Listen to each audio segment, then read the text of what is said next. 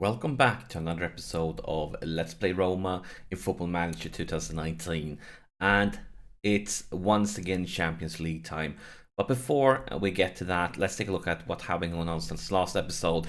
And it's been a very frustrating time. As you can see, we only managed to draw against Bologna and Palermo, and we completely dominated both games, and we really should have won both of them. I mean, look at these match stats. We have more shots on target that they had total amounts of shots. Like, we completely dominated both games, and yeah, this is not good enough. We should have won both. I mean, especially this one at home.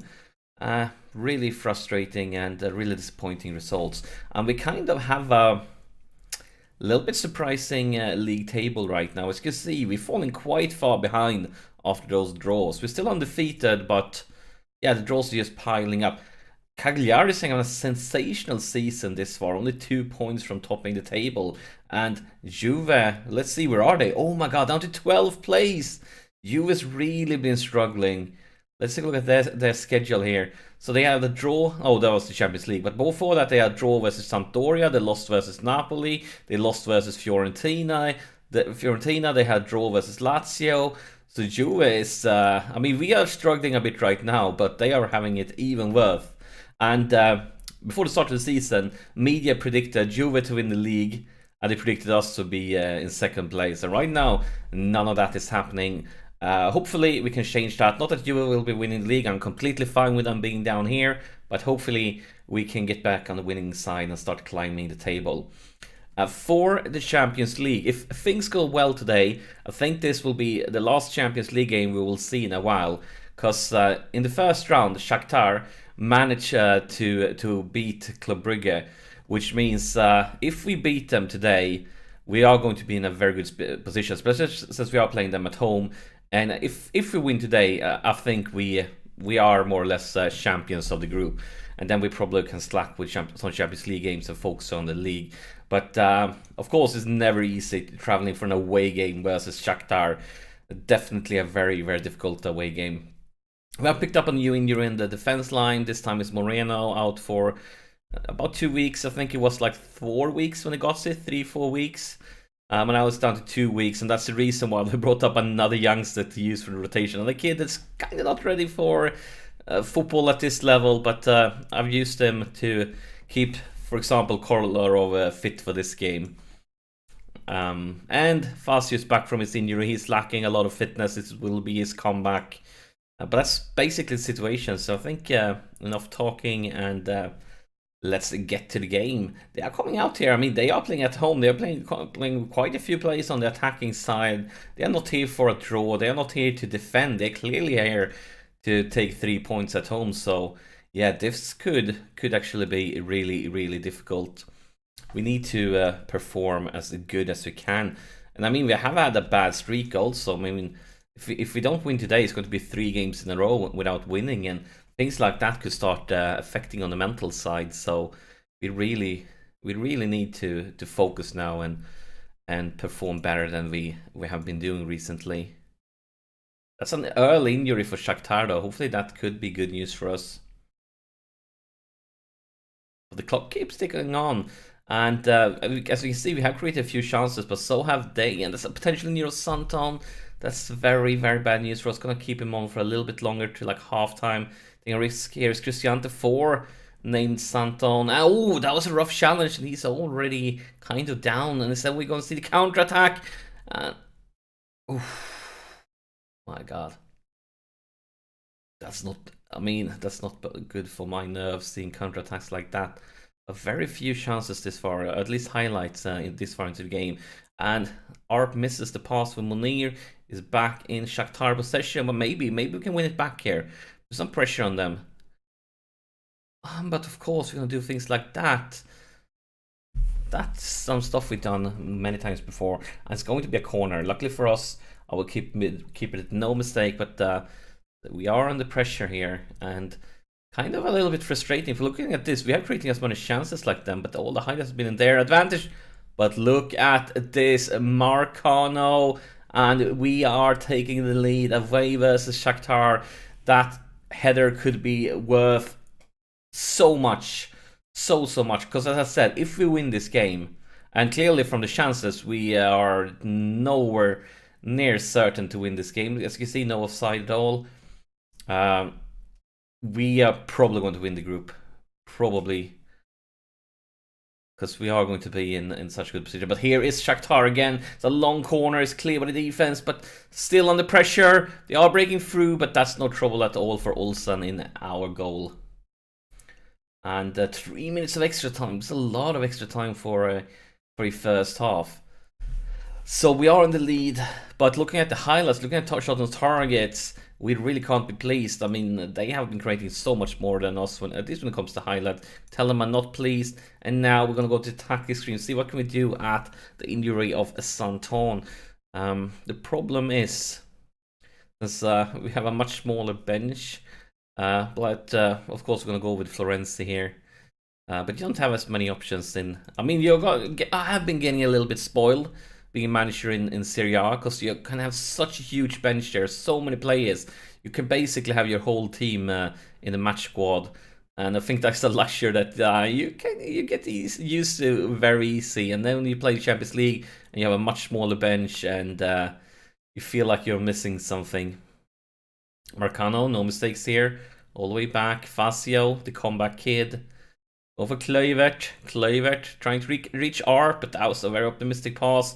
And now things is turning around far too quickly. Beautiful intervene there by Florencio. Oh my god, what is going on here? Oh my god, that could have been a nightmare. That pass from Florencio put our keeper in such a big trouble.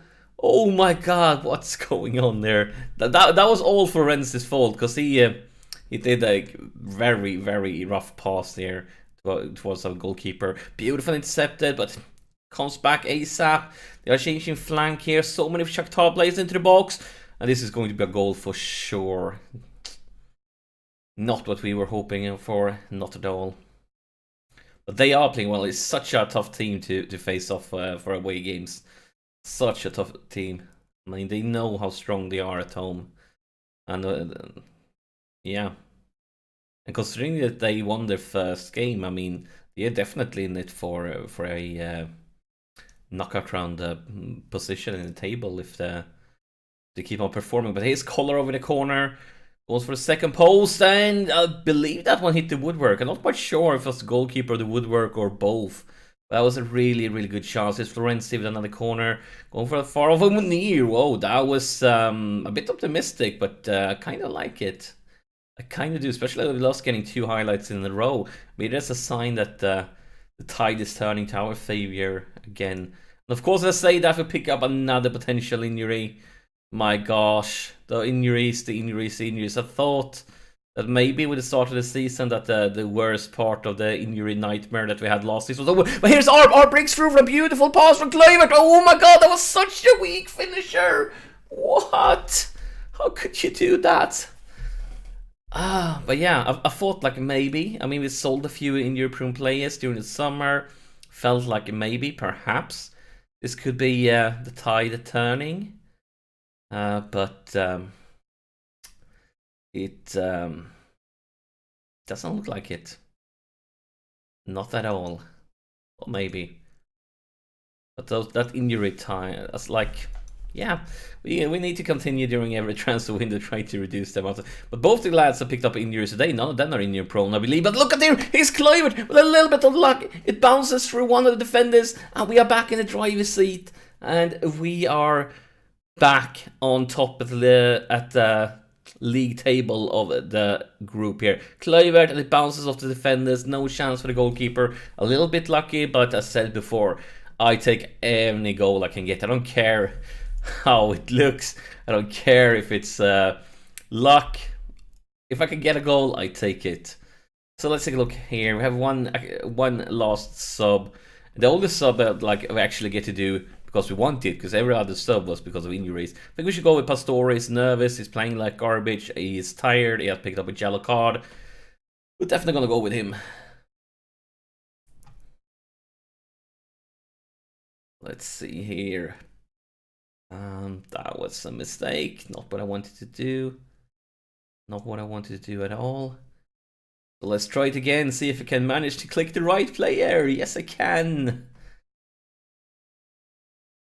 Beautiful. Game on, 10 minutes. And this could be a very... so pause this. Great creative, guys.